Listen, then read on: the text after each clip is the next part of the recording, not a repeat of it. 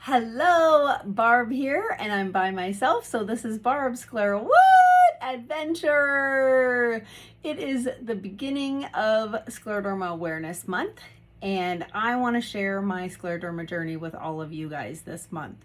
So we are going to start at the beginning of my journey.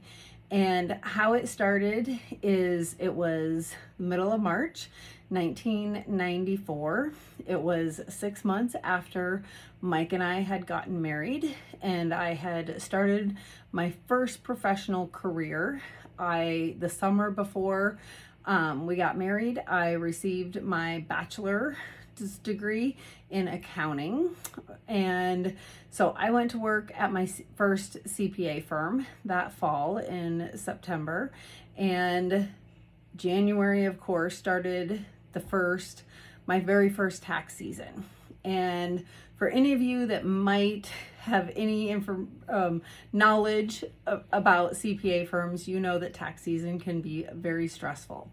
So I was no exception to the rule. It was very stressful for me. We got through our March 15th deadline. And so it was right after that March 15th deadline that I went to work on a Saturday morning and was doing a tax return, noticed my finger was hurting, looked at it, and I had my index finger on my right hand.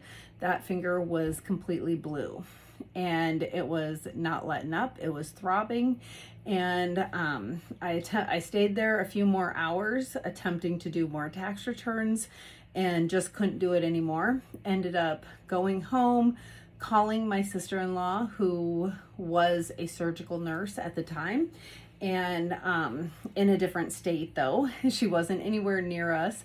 And so we called her, Mike and I called her and asked her, what could this possibly be?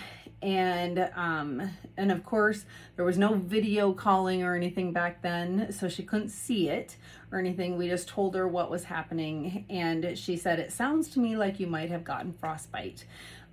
We live in Iowa, and so it definitely could be a possibility the middle of March to be able to get frostbite. She told me to put it in a glass of warm water and to keep it there. And so that's what I did. I put it in a glass of warm water and got relief. The circulation returned and it felt good. Every time I would then take my finger back out of the glass of warm water, it would turn blue and start throbbing again.